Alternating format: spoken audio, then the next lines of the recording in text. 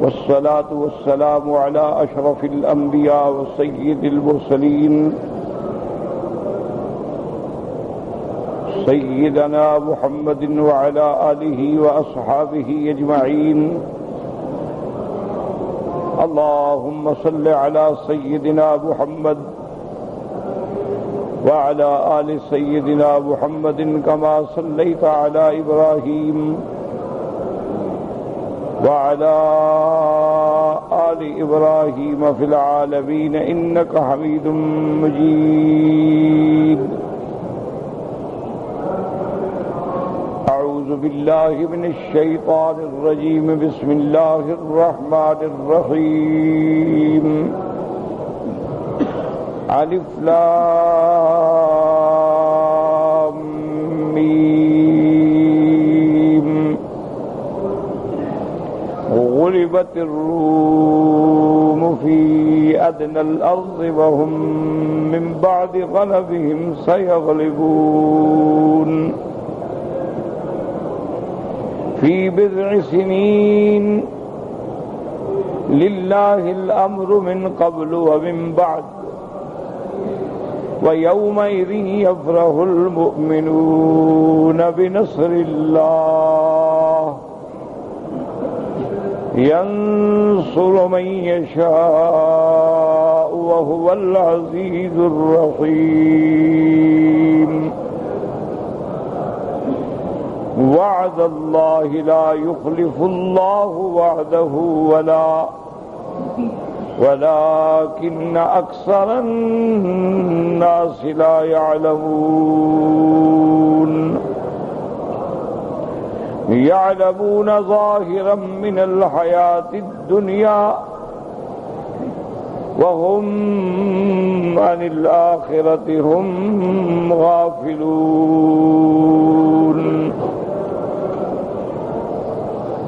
سورۃ الروم ان سورتوں میں ہے جو سورتیں مکیہ کہلاتی ہیں، اور الحمدللہ آپ یہ باتیں متعدد بار پڑھ چکے ہیں کہ جو اللہ پاک نے سور اور آیات ہجرت سے پہلے حضور صلی اللہ علیہ وسلم پہ اتاری ہیں ان سورتوں کو تو سورت مکیہ کہا جاتا ہے، اور جو صورتیں اور آیات میرے آقا اللہ پر پروردگار عالم نے آقا نبی محمد مصطفیٰ صلی اللہ علیہ وسلم پہ ہجرت کے بعد اتاری ہیں وہ سور مدنیہ کہلاتی ہیں۔ اصل میں اب تو الحمدللہ یعنی انتہائی آسانی ہے کہ ہر سورت کے اول میں لکھا ہوتا ہے کہ یہ سورت مکیہ ہے یا سورت مدنیہ ہے، لیکن جب یہ بات نہیں تھی اس وقت البتہ غور کرنا پڑتا تھا کہ سور مکیہ کون سی ہیں اور سور مدنیہ کون سی۔ اب تو اللہ نے اپنی رحمت سے ایسے آسان ذرائع پیدا فرما دیے کہ مطابع نے طباعت قرآن میں بڑی آسانیاں پیدا فرما دیں۔ سورتوں کے نام لکھ دیے گئے، اس سورت میں کتنے رکوع ہیں یہ لکھ دیا گیا، اس سورت میں کتنی آیات ہیں یہ لکھ دیا گیا، سورت مکیہ ہے یا مدنیہ ہے یہ لکھ دیا گیا، پورے قرآن پاک کے حروف لکھ دیے گئے، پورے قرآن پاک میں جہاں سجدہ ہے وہاں علامت اور حرف سجدہ لکھ دیا گیا۔ اب تو بڑی آسانی، لیکن جب یہ چیزیں لکھی ہوئی نہیں تھی تو اس وقت بڑے غور اور فکر کی ضرورت ہوتی تھی کہ ہم کیسے معلوم کریں۔ تو اس کے لیے بھی علماء نے ایک آسان فارمولہ بنا دیا کہ جن صورتوں میں توحید کا ذکر ہے، اثبات الوہیت ہے، اثبات ربوبیت ہے، رد شرک ہے، اثبات نبوت و رسالت ہے، اثبات قیامت ہے، یہ سب مکی صورت ہے۔ اور جن صورتوں کے اندر اللہ تبارک و تعالی نے احکام بتلائے ہیں کہ نماز کیسے پڑھنی ہے، اوقات صلاۃ کیا ہے، اسی طرح احکام صیام ہیں، احکام طہارت ہیں، احکام نماز ہیں، احکام زکوٰۃ ہیں، احکام حج ہیں، احکام جہاد ہیں، اموال غنیمت ہیں، اموال فے ہیں، اسی طرح قصاص ہے، حدود اللہ ہے، میراث ہے، تو ان میں واضح ہو جاتا ہے کہ یہ مدنی سورت، کیونکہ جتنی زندگی میرے آقا نے رحمت دو عالم نے تقریباً 53 سال حضور نے مکے میں گزارے ہیں، یعنی پیدائش مبارک سے لے کر 53 سال کی زندگی جو ہے وہ میرے آقا کی مکی زندگی ہے۔ 40 سال کے بعد آپ کو نبوت ملی، اور نبوت ملنے کے 13 سال بعد تک آپ مکہ مکرمہ میں قیام فرما رہے ہیں۔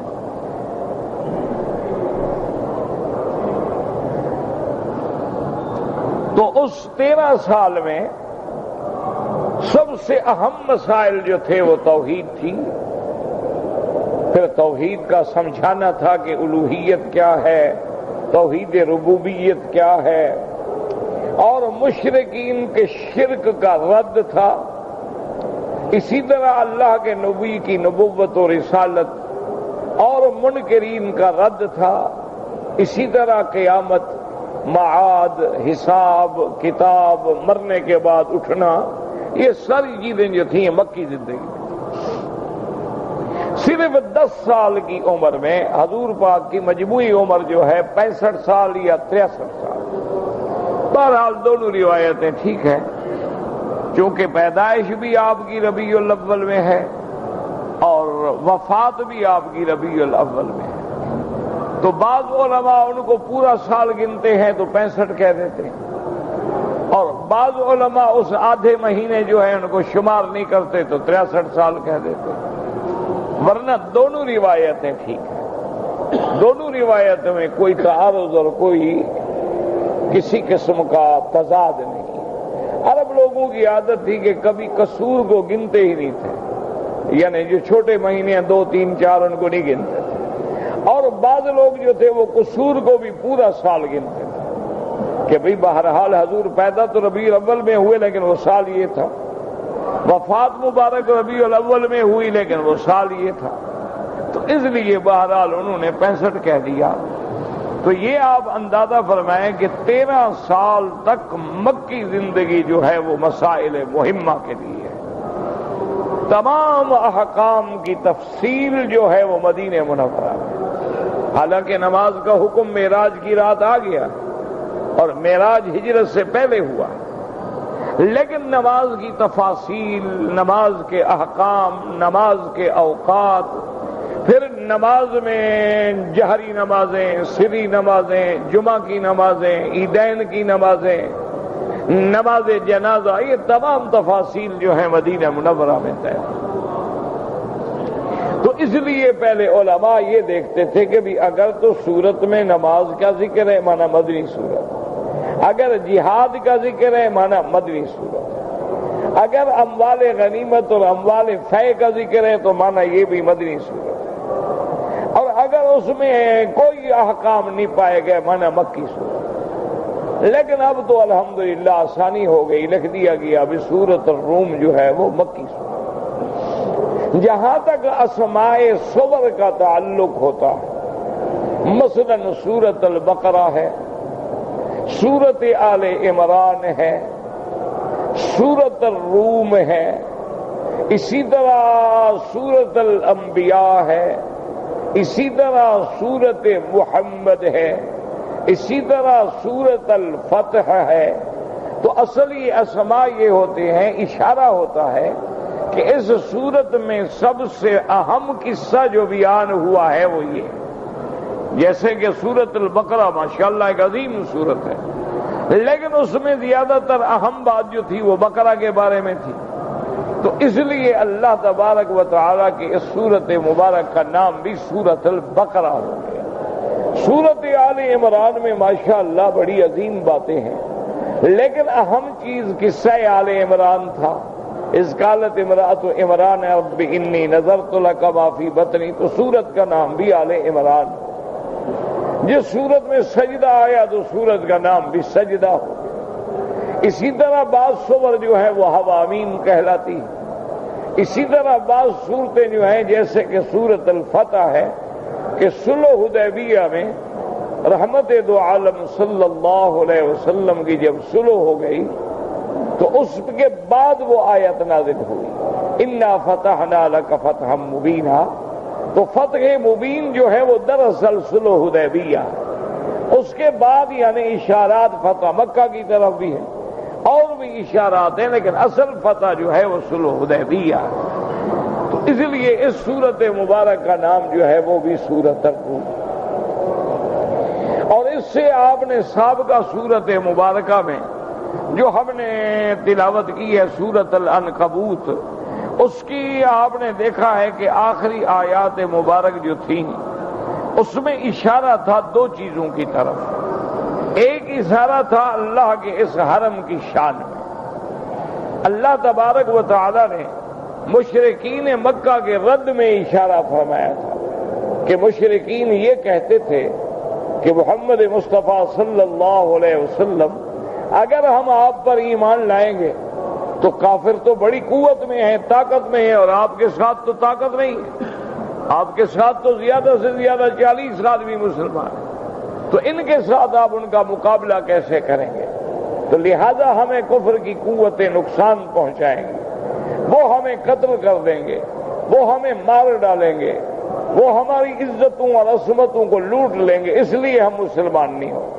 تو اللہ تبارک و تعالی نے ان کا رد فرمایا تھا، أَوَلَمْ يَرَوْا أَنَّا جَعَلْنَا حَرَمًا آمِنًا وَيُتَخَطَّفُ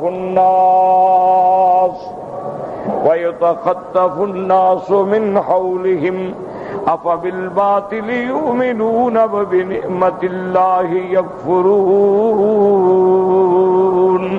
اللہ نے فرمایا میرے محبوب آپ ان کو بتائیں، اولم یروا، یہ کیا نہیں دیکھتے، کیا اس بات میں یہ غور نہیں کرتے، انا جعلنا حرما آمنا، ہم نے ان کو حرم دیا ہے، ہم نے ان کو سکان حرم بنایا ہے، اور ہم نے حرم کو امن والی جگہ بنا دیا ہے کہ من دخلہ کان آمنا، ظاہری بھی امن ہے، باطنی بھی امن ہے۔ ظاہری امن یہ ہے کہ کوئی بندہ حرم کے اندر قتال نہیں کرتا، کوئی بندہ حرم کے اندر ایک دوسرے کو قتل نہیں کرتا ہے، اور باطنی امن یہ ہے کہ جو بندے ایمان سے آئیں گے، اللہ کے کعبے کی حرمت کریں گے، اللہ کے کعبے کا طواف کریں گے، اللہ کے کعبے کا حج ادا کریں گے، اللہ انہیں جہنم سے امان عطا فرمائیں گے۔ اللہ نے فرمایا کیا یہ بدبخت نہیں دیکھتے کہ ہم نے ان کو کیسی جگہ دی ہے جو ظاہر بھی امن ہے اور باطن بھی امن ہے، حتیٰ کہ مشرکین مکہ کے زمانے میں بھی اگر کوئی بندہ اپنے باپ کے قاتل کو بھی دیکھتا تھا لیکن حرم میں قتل نہیں کرتا تھا جب تک کہ وہ حرم سے باہر نہ نکلے۔ اسی لیے دیکھیں کہ جب صحابہ کو حضور صلی اللہ علیہ وسلم کے صحابہ کو، حضرت خبیب رضی اللہ تعالیٰ عنہ کو، اسی طرح دیگر صحابہ کو، حضرت زید کو جب کافروں نے پھانسی دینی چاہی، کافروں نے قتل کرنا چاہا تو حد حرم سے باہر لے گئے، کیونکہ حد حرم جو ہے وہ امن کی جگہ ہے، حرم جو ہے وہ ہر لحاظ سے امن ہے۔ اس لیے اللہ پاک نے کئی مقام پہ اشارہ فرما دیا ہے کہ یہ حرم جو ہے حرمن آمنن، کہیں فرماتے من دخلہ کان آمنا، جو شخص ایمان سے داخل ہوگا اللہ تبارک و تعالیٰ اس کو جہنم کے عذاب سے بھی امن دیں گے۔ اسی لیے روایات میں آتا ہے کہ انسان جب باہر سے آتا ہے اور اللہ کے کعبے پہ نظر پڑتی ہے تو دعا منظور ہوتی، اس لیے بعض اسلاف دعائیں مانگتے تھے، اللہم زد هذا البیت تشریفا وتکریما وتعظیما ومہابتا وبرا وتقوى. اسی طرح دیکھیں وَإِذْ قَالَ إِبْرَاهِيمُ رَبِّ اجْعَلْ هَذَا بَلَدًا آمِنًا. اور دوسرے مقام پہ ہے وَإِذْ قَالَ إِبْرَاهِيمُ رَبِّ اجْعَلْ هَذَا الْبَلَدَ آمِنًا. کہیں نکرے کے ساتھ ہے، کہیں معرفہ کے ساتھ ہے. کہیں فرمایا هَذَا بَلَدًا آمِنًا اور کہیں فرمایا هَذَا الْبَلَدَ آمِنًا وَاجْنُبْنِي وَبَنِيَّ أَن نَّعْبُدَ الْأَصْنَامَ. تو اللہ نے فرمایا میرے محبوب یہ کیسے جھوٹی باتیں کرتے ہیں، کیسے الزام لگاتے ہیں. جب ہم نے ان کو حرم میں رکھا ہے، حرم کی وجہ سے امن میں ہیں، اور جب اسلام لائیں گے تو پھر اسلام کی وجہ سے امن میں آئیں گے. اللہ تبارک و تعالی مدد کریں گے. جھوٹ بکتے ہیں. کیا یہ نہیں دیکھتے کہ حرم کے ارد گرد یتخطف الناس من حولہم، حرم کے باہر لوگوں کو اچک لیا جاتا ہے، لوگوں کو قتل کر دیا جاتا ہے، لیکن حرم میں امن ہے. افبالباطل یؤمنون وبنعمت اللہ یکفرون. اللہ نے فرمایا میرے محبوب یہ کیسے بدبخت ہیں کہ جھوٹ پر تو یہ ایمان لاتے ہیں اور اللہ کی نعمتوں کا یہ شکر کرتے ہیں. یعنی کفر پر تو مطمئن ہیں لیکن ایمان لانے سے ڈرتے ہیں. کیسی بات، کفر باطل ہے، ایمان حق ہے، اللہ کی نعمت ہے. اس لیے اس کے بعد فرمایا تھا وَمَنْ أَظْلَمُ مِمَّنِ افْتَرَى عَلَى اللَّهِ كَذِبًا أَوْ كَذَّبَ بِالْحَقِّ لَمَّا جَاءَهُ أَلَيْسَ فِي جَهَنَّمَ مَثْوًى لِلْكَافِرِينَ. اور یہ ظالم یہ کہتی ہیں کہ میرا مدنی محمد مصطفیٰ اللہ کا نبی نہیں ہے، اللہ نے اس پہ وحی نہیں اتاری ہے. اللہ نے فرمایا ظالموں کیا کہتے ہو، اس سے بڑا ظالم کون ہوگا جو اللہ پہ جھوٹ بولے کہ اللہ نے وحی نہ کیا ہو اور وہ کہے مجھ پہ وحی آئی. اللہ نے وحی نہ اتاری ہو اور دعویٰ کرے وحی کا. کتنا بڑا جھوٹ ہے. تم کیسی یہ باتیں کرتے ہو. یا کذب بالحق، یا حق کے ساتھ تکذیب کرے. الیس فی جہنم مثوی للکافرین. کیا اللہ تبارک و تعالی نے کافروں کا ٹھکانہ جو ہے ہمیشہ، کافروں کا ٹھکانہ دائمی جو ہے، کیا وہ جہنم کو نہیں بنایا؟ اور اس کے بعد میرے اللہ پاک نے ایک اصول بیان فرما دیا، قاعدہ بیان فرما دیا والذین جاہدوا فینا لنہدینہم سبلنا وإن اللہ لمع المحسنین. اللہ نے فرمایا میرے محبوب والذین جاہدوا فینا، جن لوگوں نے ہمارے راستے میں، ہماری اتباع میں، ہم پر ایمان لانے میں کوشش کی ہے، محنت کی ہے. اللہ تبارک و تعالی یعنی جیسے میرے مدنی محمد مصطفیٰ صلی اللہ علیہ وسلم ہیں اور آپ کے اصحابہ ہیں اور آپ کی اتباع کرنے والے قیامت تک ہیں. ہمارا وعدہ ہے لَنَهْدِيَنَّهُمْ سُبُلَنَا، پھر ہم ان کے لیے راستے کھول دیتے ہیں، ہم ان کے لیے ہدایت کے راستے واضح کر دیتے ہیں. لیکن اس لیے علماء نے فرمایا کہ والذین جاہدوا فینا، یہاں تو اتنا ہے کہ جاہدوا فینا، جنہوں نے کوشش کی. آگے اللہ کا وعدہ کتنا مؤکد ہے، لام ابتدائی ہے، نون عظمت کے لیے ہے، پھر ضمیر جمع کا ہے.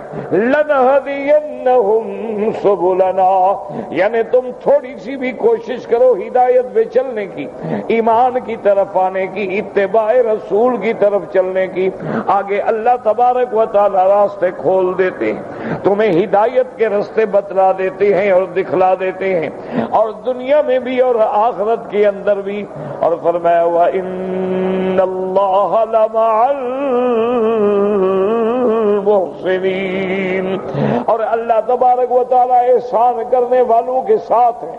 اللہ تبارک و تعالی احسان کا کیا معنی؟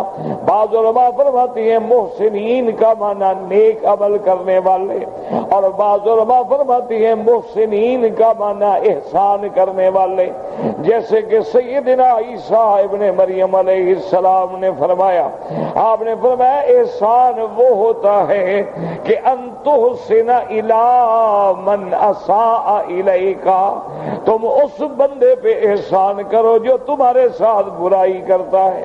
اسی طرح میرے آقا محمد مصطفیٰ صلی اللہ علیہ وسلم نے فرمایا کہ احسان تو کہتے اسی کو ہے کہ ایک بندہ برائی کرے تم بھلائی کے ساتھ بدلہ دو۔ اس لیے حضرت عیسیٰ ابن مریم فرماتے ہیں کہ یہ احسان نہیں ہے کہ وہ اگر احسان کرے تو تم احسان کرو، یہ تو عام رواج ہے۔ احسان یہ ہے کہ احسن لمن اساء الیک۔ میرے آقا نے رحمت دو عالم سیدنا محمد مصطفیٰ صلی اللہ علیہ وسلم نے 3 جملوں میں خلاصہ دین کا، ہدایت کا، فلاح کا بیان کر دیا۔ ایسا نسخہ بتا دیا ہے کہ آج بھی عمل کرو تو ساری دنیا کے جھگڑے مٹ جائے۔ حضور پاک نے فرمایا احسن لمن اساء الیک، تم اس سے بھلا کرو جو تم پہ برا کرے، وہ تمہیں گالیاں دے تم دعا دو، وہ تمہیں تکلیف پہنچائے تم بھلائی کرنے کی کوشش کرو۔ سلمن قطعک، حضور نے فرمایا تم اس سے جوڑو جو تم سے رشتہ توڑے، وہ توڑنا چاہتے ہیں تم جوڑنا چاہتے ہو، وہ بد دعائیں دیتی ہیں تم دعائیں دیتے ہو، وہ گالیاں دیتی ہیں تم ان کی ہدایت کی دعائیں کرتے ہو۔ جیسے کہ میرے آقا رحمت دو عالم صلی اللہ علیہ وآلہ آلہ واصحابہ وسلم تسلیما کثیرا کثیرا، دشمنوں نے ہر قسم کی تکلیف پہنچائی، دشمنوں نے حضور کے راستے میں کانٹے بچھائے، دشمنوں نے حضور کے صحابہ کو تڑپایا، دشمنوں نے حضور صلی اللہ علیہ وسلم کو نعوذ باللہ جادوگر کہا، لیکن میرے مدنی نے ہمیشہ دعا کی اللہم اہد قومی، اللہم اہد قومی فإنہم لا یعلمون، اللہ میری قوم کو ہدایت دے، اللہ میری قوم کو ہدایت دے، یہ جانتے نہیں، نہ یہ توحید کو سمجھتے ہیں نہ تیرے نبی کی شان کو سمجھتے۔ یعنی آپ اندازہ کریں اس سے زیادہ تکلیف کیا ہوگی کہ میرے آقا رحمت دو عالم رحمت مجسم سیدنا محمد مصطفیٰ صلی اللہ علیہ وآلہ آلہ واصحابہ وسلم تسلیما کثیرا کثیرا۔ اندازہ فرمائے آج ہمیں دین کے مسئلے میں پاؤں میں کانٹا بھی لگ جائے تو ہم برداشت نہیں کرتے۔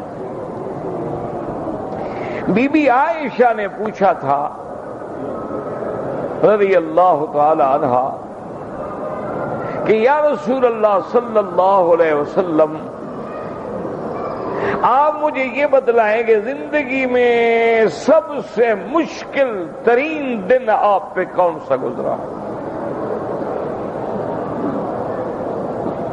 چونکہ سیدہ عائشہ بڑی عالمہ تھی، ذکیہ تھی، حضور نے کہا حضور تکلیفیں تو آتی ہیں لیکن سب سے بڑی تکلیف کا دن آپ کے لیے کون سا تھا؟ حضور نے فرمایا کہ عائشہ جب تیری قوم نے مکے میں میری دعوت کا انکار کر دیا اور میرے بار بار کے بلانے سے، سمجھانے سے، دلائل سے، آیات سے، بینات سے کسی طرح بھی وہ ماننے پہ نہ آئے،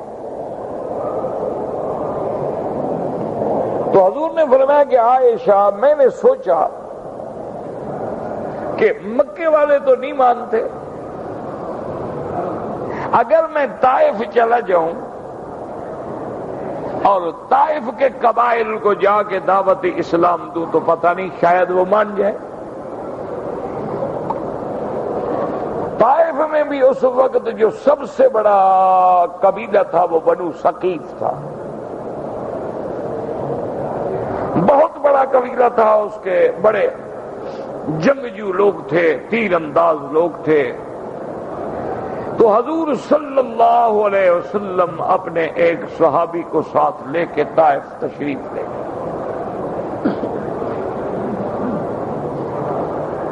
حضور پاک نے فرمایا کہ عائشہ، جب میں طائف میں پہنچا تو میں نے مناسب یہی سمجھا کہ سب سے پہلے بڑے آدمیوں سے بات کروں تاکہ اگر مان جائیں تو مسئلہ آسان ہو جائے گا۔ تو قبیلہ بنو ثقیف کے میں سرداروں کے پاس گیا اور میں نے ان کو جا کے دعوت توحید دی کہ میں اللہ کا نبی ہوں اور تمہارے پاس آیا ہوں اور میں یہ دعوت لے کے آیا ہوں۔ سیدہ عائشہ صدیقہ فرماتی ہیں کہ آقا نے فرمایا کہ عائشہ، بجائے اس کے کہ وہ میری بات سنتے، میری بات پہ غور کرتے، یا کم از کم آدمی کوئی چل کے آئے تو اس کا دل رکھنے کے لیے بھی بندہ کہہ دیتا ہے کہ اچھا بھی ہم غور کریں گے، بعد میں آپ کو جواب دیں گے، لیکن انہوں نے انتہائی گستاخی کی، بے ادبی کی اور میری شان میں بڑے گھٹیا الفاظ استعمال کیے اور اپنے شہر کے محلے کے شودے اور نوجوان اور آوارہ لڑکوں کو کہا کہ اللہ کے نبی کو باہر نکالو طائف۔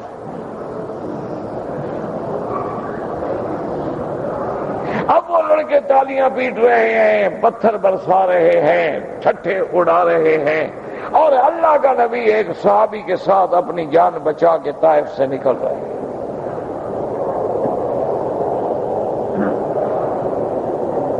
سیدہ عائشہ فرماتی ہیں کہ حضور نے فرمایا کہ واللہ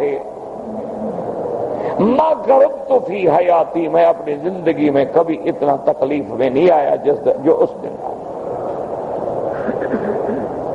کہ اب میرے پیچھے لوگ ہیں، ہمارا لوگ ہیں، اور وہ جو منہ میں آئے بکرے اور ساتھ وہ پتھر مارتے۔ رحمت دو عالم نے فرمایا کہ میرے پاؤں مبارک زخمی ہو گئے، حتیٰ کہ اتنا پنڈلیاں مبارک مجروح ہو گئی کہ خون بہتے بہتے میرے جوتے بھر گئے اور جوتے جم گئے پر۔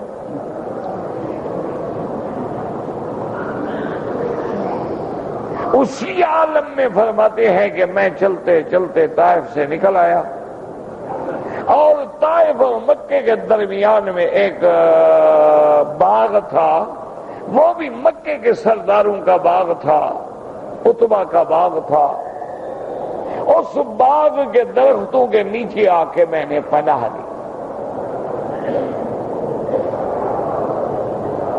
اب خود اندازہ فرمائیں کہ اللہ کے نبی پہ کیا مشکل گھڑی آئی۔ فرماتے ہیں وہاں آگے میں بیٹھا، اپنے کپڑے صاف کیے، اپنے زخموں کو صاف کیا، اپنے جوتے مبارک کو صاف کیا۔ اتفاق سے عتبہ جو ہے وہ باغ میں موجود تھا، اس کے بیٹے بھی موجود تھے، انہوں نے دور سے پہچان لیا، رشتہ دار تو تھے۔ انہوں نے اپنے ایک غلام کو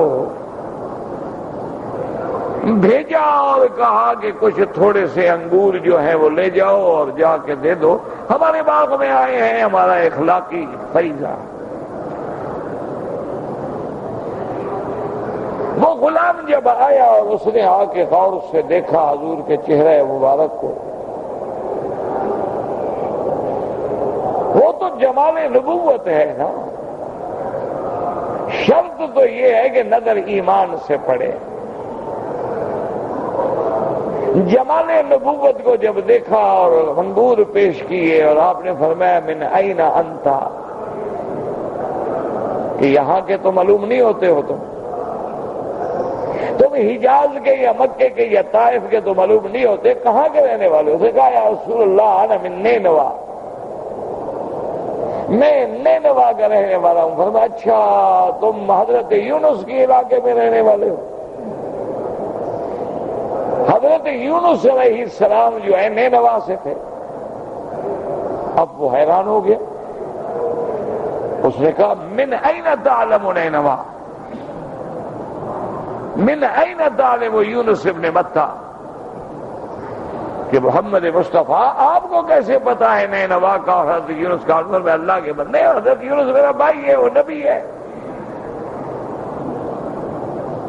اللہ کا پیغمبر ہے، وہ نبی ہے، وہ ذنون ہے، وہ ذوالحوت ہے، یونس ابن متى ہے، اللہ کا بڑا پیارا پیغمبر ہے، وہ تو میرا بھائی ہے، ہم نبی تو سب بھائی ہوتے ہیں۔ تو وہ کہتا ہے کہ میرے دل پہ تو ایسا اثر ہوا کہ بعض روایات میں تو یہ ہے کہ میں نے کہا یا رسول اللہ، میں ظاہر تو نہیں کرتا کہ مجھے کلمہ پڑھا دو۔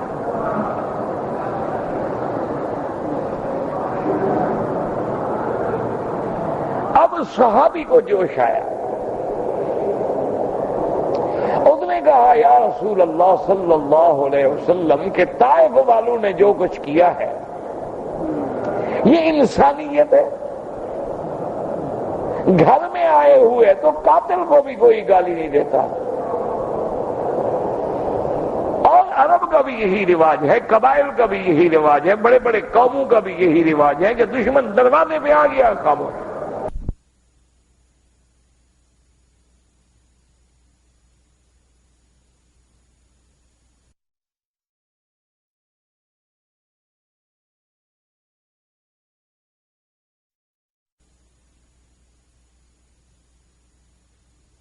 ہے کہ اللہ کے نبی کو زخمی کر دیا۔ یا رسول اللہ آپ مہربانی کریں، آپ اللہ سے دعا مانگیں ان کی بربادی کے لیے، ان کی ہلاکت کے لیے دعا مانگیں۔ میں آمین کہتا ہوں کہ اللہ ان سے اپنے نبی کا بدلہ لیں۔ حضور صلی اللہ علیہ وسلم نے پتہ ہے کیا جواب دیا؟ فرمایا میرے صحابی انما بعثت رحمتا، اللہ نے مجھے رحمت بنا کے بھیجا ہے، عذاب کے لیے تو نہیں بھیجا۔ ہاں میں دعا کرتا ہوں کہ اللہم اہد قومی فانہم لا یعلمون، اور اسی طرح اللہم الیک اشکو ضعف قوتی وقلت حیلتی، یا اللہ میں تو کمزور ہوں، میرے پاس تو اسباب نہیں ہیں، لیکن اگر آپ چاہیں تو آپ تو ہدایت دے سکتے ہیں۔ تو حضور صلی اللہ علیہ وسلم نے یعنی آپ اندازہ فرمائیں کہ اس حال میں بھی دعا فرما رہے ہیں، اس حال میں بھی ان کی ہدایت کی دعا ہے۔ اسی مکے میں، اسی مسجد الحرام میں سرداران قریش حضور کے پاس آئے اور آ کے کہنے لگے لن نؤمن لک حتی تفجر لنا من الارض ینبوعا، کہنے لگے محمد مصطفیٰ صلی اللہ علیہ وسلم ہم ہرگز ایمان نہیں لائیں گے، ایک شرط پہ ایمان لائیں گے کہ مکے میں پانی کے چشمے جاری ہو جائیں، مکے میں باغات لہلہائیں، مکے میں زراعت ہو جائے، مکے کے پہاڑ ہٹ جائیں، اور کبھی کہتے ہیں کہ سونے کا پہاڑ بن جائے، صفا کا پہاڑ جو ہے وہ سونے کا بن جائے، پھر ہم ایمان لائیں گے۔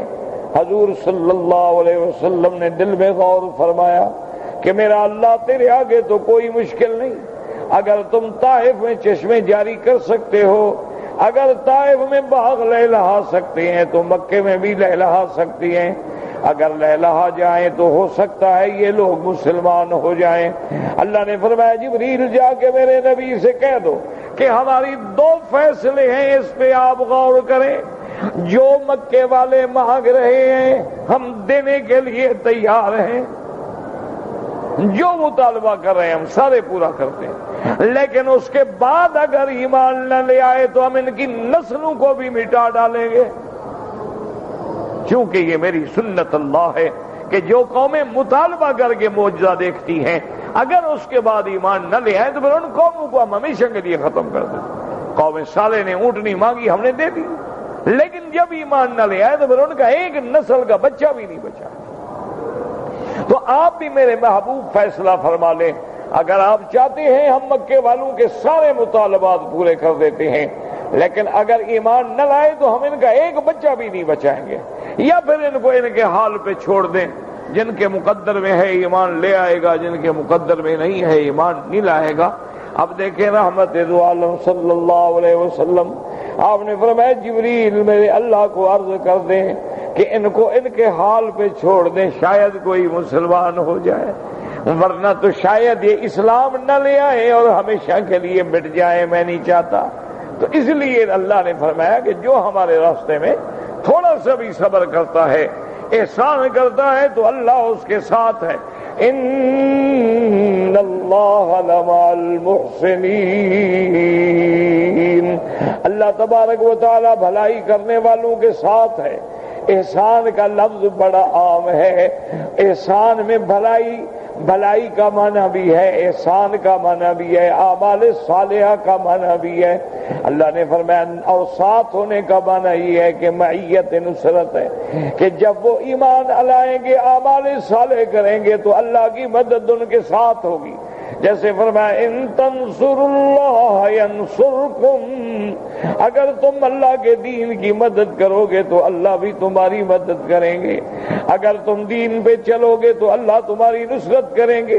یہاں بھی فرمایا وَإِنَّ اللَّهَ لَمَعَ الْمُحْسِنِينَ، اور اس کے بعد فرماتے ہیں الف لام میم غلبت الروم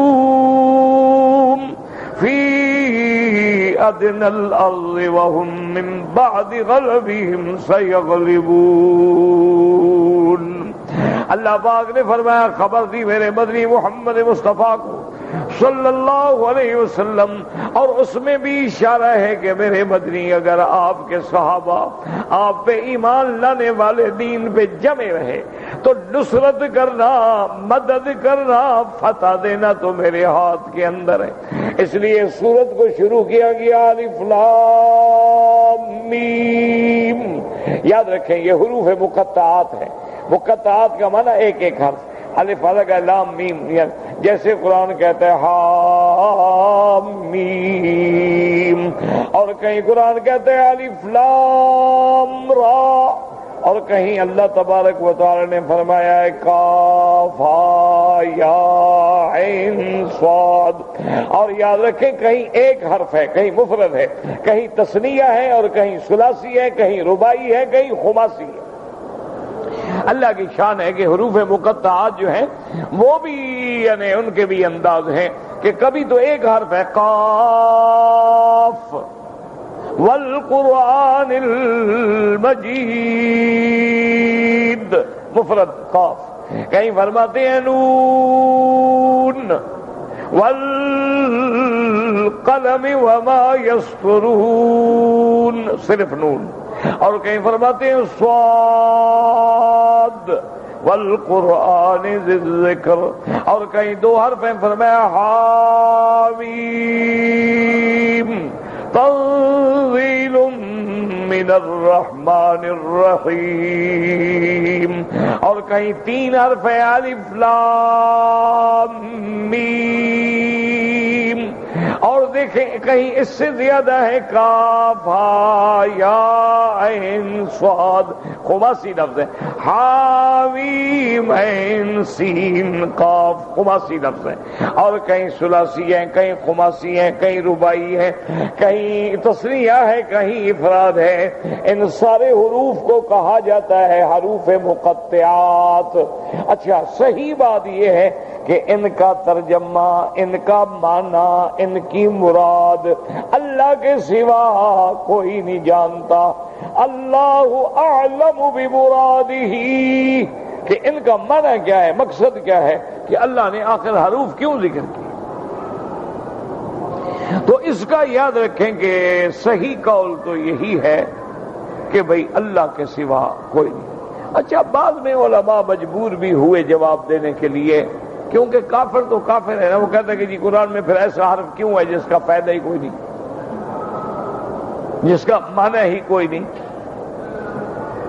تو اس لیے بعض علماء نے جواب بھی دیے ہیں کہ دراصل یہ اللہ کے جو اسماء ہیں ان کی طرف اشارہ ہے۔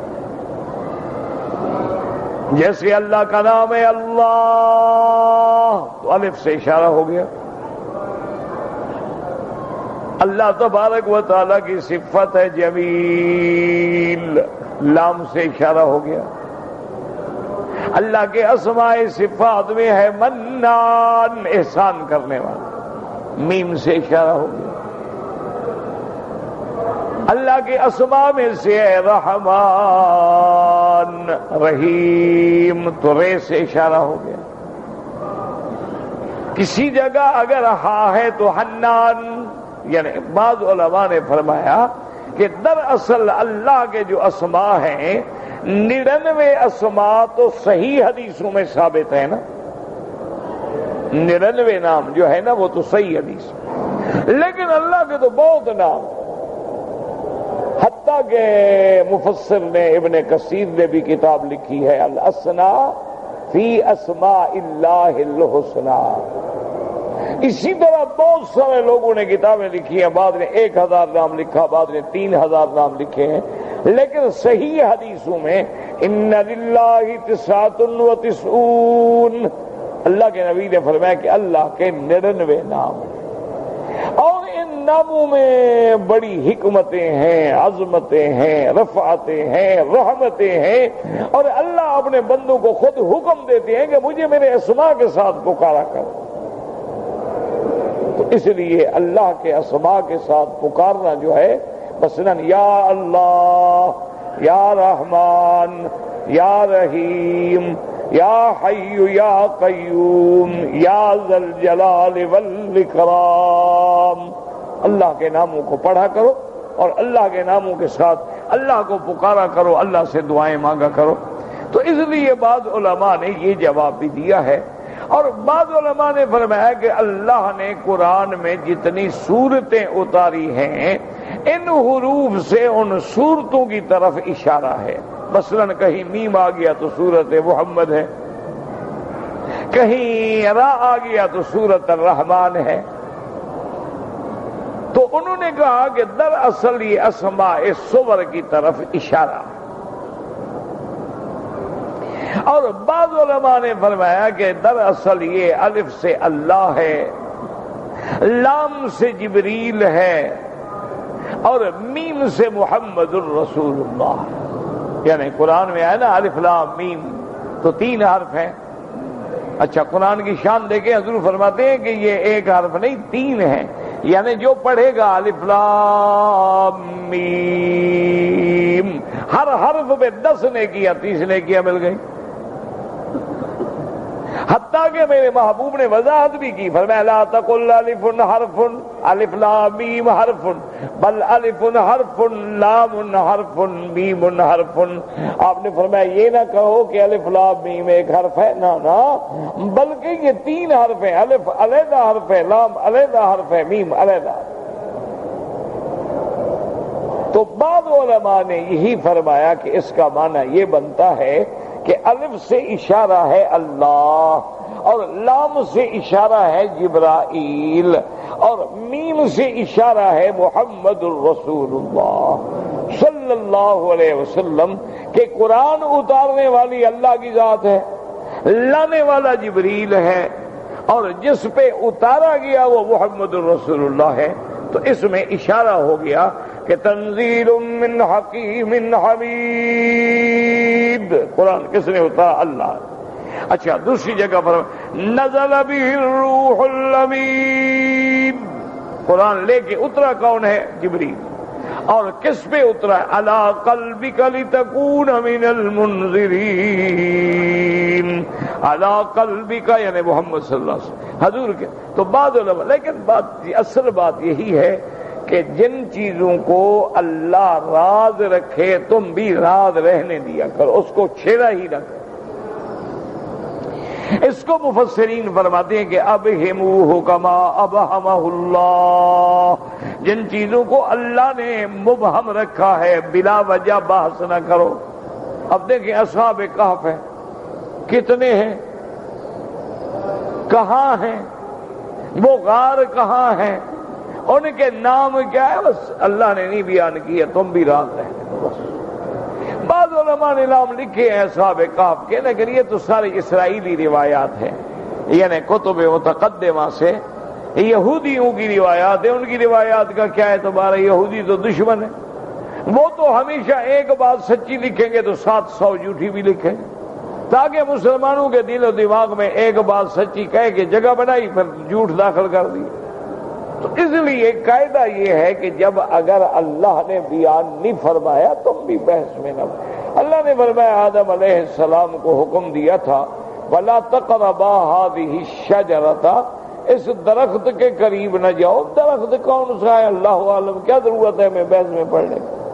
کیا ضرورت ہے کہ ہم جناب پیچھے لگ جائیں کہ وہ درخت کون سا ہے فلان ہے؟ بابا جنت کے درخت ہی الگ، جنت کے پھل بھی الگ، جنت کے میوے بھی الگ، دنیا کے الگ، بحث کی ضرورت کیا ہے ہمیں پڑھنے؟ اسی طرح قرآن نے بہت ساری چیزیں ہیں جن کو رات میں رکھا ہے، جیسے فرمایا وَأَوْحَيْنَا إِلَىٰ أُمِّ مُوسَىٰ۔ اب حضرت موسیٰ علیہ السلام کی اماں کا نام کیا ہے؟ کیا ضرورت ہے؟ اللہ نے بیان نہیں فرمایا، مت بحث کرو۔ اچھا، آج تک بھی دنیا ٹھوکریں کھاتی رہی کہ یہ غار ہے، کسی نے کہا یہ غار ہے، کسی نے کہا یہ غار ہے، کسی نے کہا یہ غار ہے۔ کیا اللہ نے قرآن میں فرمایا کہ یاجوج ماجوج آئیں گے۔ یاجوج ماجوج ایک قوم ہے اور ذوالقرنین نے ایک دیوار بنائی، اس میں بند ہیں لیکن نکلیں گے قیامت سے پہلے۔ اب ہم بلا وجہ کوئی کہیں جی یہ چینی یاجوج ماجوج ہے، کوئی کہیں جناب رشین یاجوج ماجوج ہے، کوئی کہیں جی فلاں یاجوج، بلا وجہ کی بحث ہے۔ ضرورت کیا ہے ہمیں اس بات؟ جب اللہ نے ذکر فرما دیا کہ یاجوج ماجوج ہیں، ذوالقرنین نے دیوار بنا کے بند کر دیا، حضور نے فرمایا وہ روزانہ کھودتے ہیں کہ سوراخ ہو جائے اور ہم باہر نکلیں، ابھی تک وہ اتنا سوراخ کرنے پہ قادر ہو سکے ہیں، اور قیامت سے پہلے نکلیں گے۔ وَهُم مِّن كُلِّ حَدَبٍ يَنسِلُونَ وَاقْتَرَبَ الْوَعْدُ الْحَقُّ، ایسے ہر ٹیلے سے بھاگتے دوڑتے چلے آئیں گے، اور ایسی بلا وہ قوم ہوگی کہ دریاؤں سے گزریں گے، دریا کا پانی پی جائیں گے، ایک قطرہ بھی نہیں بچے گا۔ لوگوں کے میلوں کے فصلات میں گزریں گے، فصل کھا جائیں گے۔ یہ نہیں کہ گندم کے دانے کھائیں، گندم ساری کھا جائیں، باغوں کے صرف پھل نہیں درخت بھی کھا جائیں۔ ایک قوم ہے آئے گی، ٹھیک ہے، لیکن وہ کہاں ہے، وہ دیوار کہاں؟ میں بحث میں پڑھنے کی کیا ضرورت ہے کہ بلا وجہ ہم ٹامک ٹوئیاں مارتے رہیں، مورخین کے جھوٹے حوالے پڑھتے رہیں، لذت لیتے رہیں، کیونکہ جھوٹا قصہ لذیذ بڑا ہوتا ہے، اس لیے لوگ عادی ہو جاتے ہیں جھوٹ سننے کے۔ اور آج کل تو رواج ہو گیا ہے نا، جو مولوی ایسے جھوٹے قصے بیان کریں کہتے ہیں بڑا عالم ہے، ماشاءاللہ ایسی بات کی ہے جو آج تک کسی نے نہیں کی۔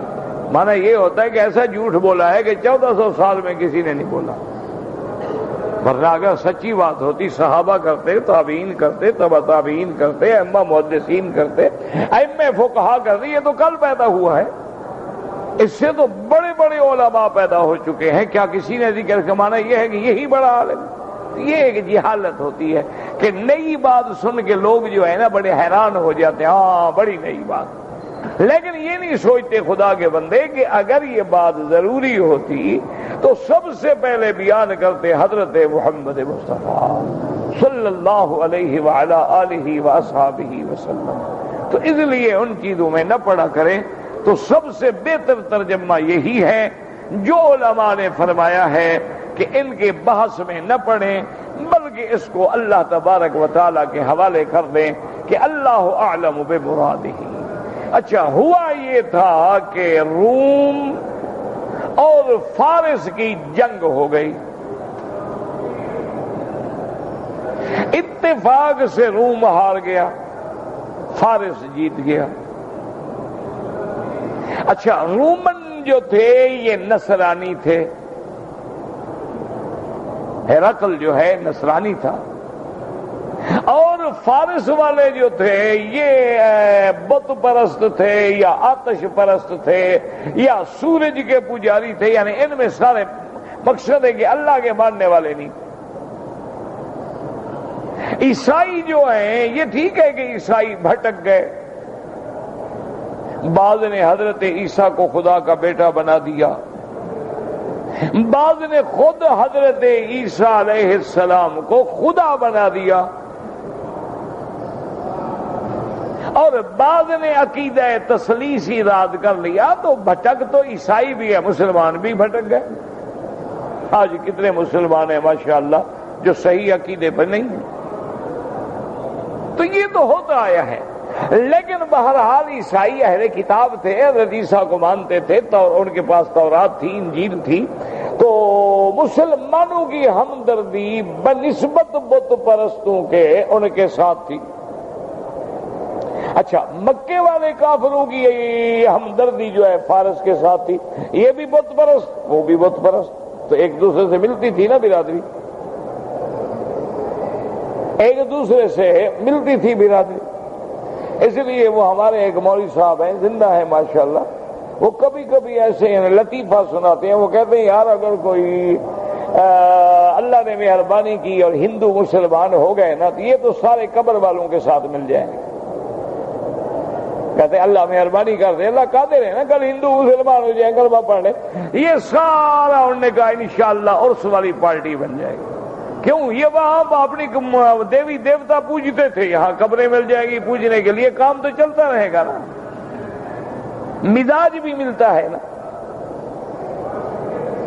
تو اس لیے مسلمانوں کو بڑی تکلیف ہوئی کہ بھئی روم ہار گئے۔ مکے کے کافر بڑے خوش ہوئے کہ جی ہمارے فارس جیت گئے۔ اللہ نے خبر دی میرا محبوب اپنے صحابہ کو بتا دیں کہ مت گھبرائیں، بہت جلدی چند سالوں کے اندر پھر روم غالب آ جائیں گے فارس پر، اور وہ جیتنے کے بعد بھی ہار جائیں گے، کیونکہ ہر چیز تو میرے ہاتھ میں۔ اگر آج مسلمانوں کو غم ہو رہا ہے تو جس دن اہل کتاب جیت جائیں گے مسلمانوں کو خوشی ہوگی۔ تو اس صورت میں اللہ نے یہ خبر۔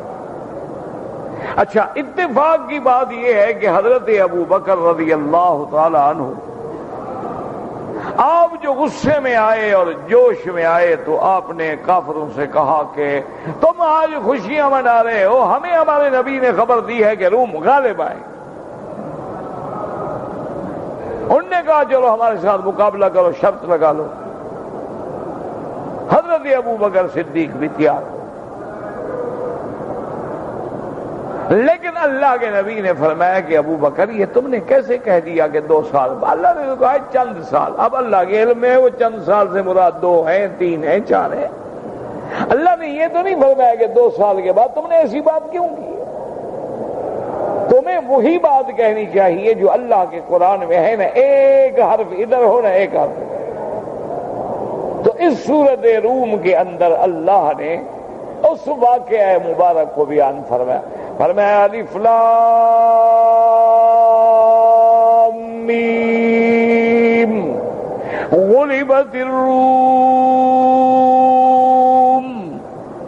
فی ادنى الارض وهم من بعد غلبهم سيغلبون في بضع سنين لله الامر من قبل ومن بعد ويومئذ يفرح المؤمنون بنصر الله ينصر من يشاء وهو العزيز الرحيم وعد الله لا يخلف الله وعده ولكن أكثر الناس لا يعلمون ظاهرا من الحياة الدنيا وهم عن الآخرة هم غافلون والله أعلم. اللهم صل على سيدنا محمد وعلى آل سيدنا محمد كما صليت على إبراهيم وعلى آل إبراهيم في العالمين إنك حميد مجيد وبارك على سيدنا محمد وعلى آل سيدنا محمد كما باركت على إبراهيم وعلى آل إبراهيم في العالمين إنك حميد مجيد. یا علیم یا حلیم یا علی یا عظیم یا علیم یا حلیم یا علی یا عظیم یا علیم یا حلیم یا علی یا عظیم یا حی یا قیوم یا ذا الجلال والاکرام یا لطیف الطف بنا فی لطفک الخفی یا لطیف الطف بنا فی تیسیر کل اسیر فإن تيسير كل أسير عليك يسير اللهم أنت الميسر لكل أسير وأنت على كل شيء قدير اللهم يسر أمورنا وأمور دروسنا اللهم يسر أمورنا وأمور أولادنا وأمور من أوصانا واستوصانا وأمور المسلمين اللهم يسر أمورنا مع الراحة لقلوبنا وأبداننا والسلامة والعافية في ديننا ودنيانا اللهم لا تجعل مصيبتنا في ديننا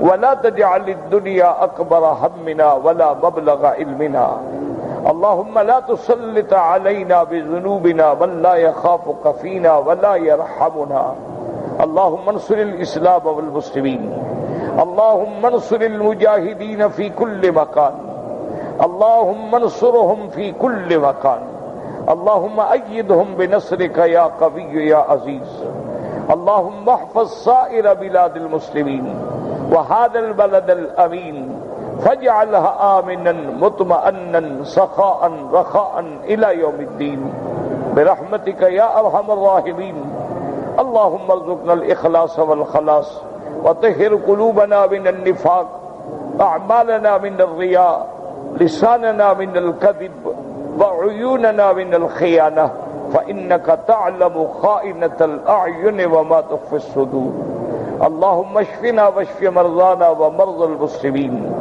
اللهم اشفنا واشف مرضانا ومرضى المسلمين اللهم اشفنا واشف مرضانا وارحم موتانا واستجب دعاءنا ولا تخيب رجاءنا برحمتك يا أرحم الراحمين وصلى الله تعالى على خير خلقه سيدنا محمد وعلى آله وأصحابه أجمعين اللهم صل على سيدنا محمد وعلى آل سيدنا محمد كما صليت على إبراهيم وعلى آل إبراهيم في العالمين إنك حميد مجيد.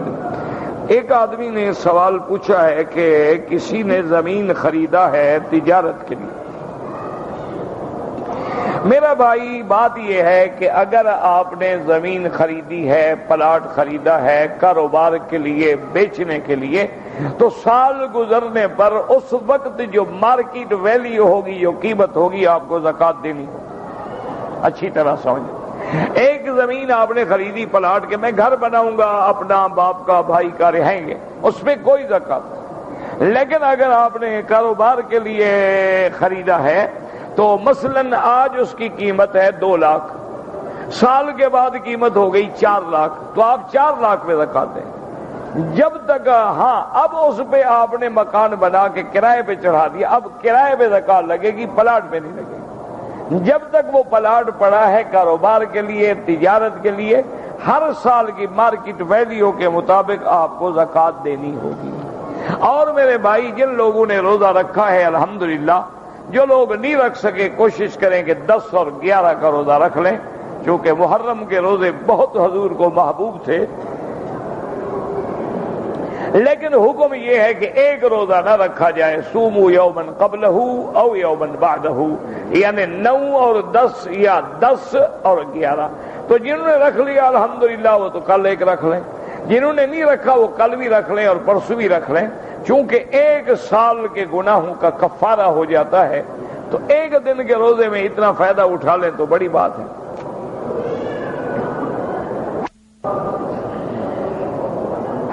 آدمی کی 2 بیویاں ہیں. اس آدمی نے مرنے سے پہلے سب کچھ جو ہے اپنی چھوٹی بیوی کو لکھ لیا، پہلی بیوی اور بچوں کو محروم کر دیا، جہنم اپنے لیے لے گیا. سیدھی بات ہے. اس کو یہ شرعاً یہ حق نہیں پہنچتا تھا کہ ساری جائیداد ایک بچے کو دے دے یا ایک بیوی کو دے دے. اس لیے اسلام کا حکم ہے کہ مثلاً تیرے 3 بیٹے ہیں، تم خوش ہو چاہتے ہو کہ یار میں بیٹے کو کوئی مکان دے دوں، پلاٹ دے دوں، تو حضور نے فرمایا سب کو دو۔ ایک صحابی حضور کی خدمت میں آیا، اس نے کہا یا رسول اللہ میرے کافی بیٹے ہیں لیکن ایک بیٹا میرا بڑا فرما بردار ہے، بڑا خدمت گزار ہے، میں اس کو فلاں فلاں چیز دینا چاہتا ہوں اور آپ کو میں گواہ بنانا چاہتا ہوں۔ حضور نے فرمایا لا اشہد ولا جور، اس ظلم پہ میں کبھی گواہ نہیں ہو سکتا۔ تم نے دینا ہے تو سب کو، تو سب کو، تو سب کو، تو سب کو، تو سب کو، تو سب کو، تو سب کو، تو سب کو، تو سب کو، تو سب کو، تو سب کو، تو سب کو، تو سب کو،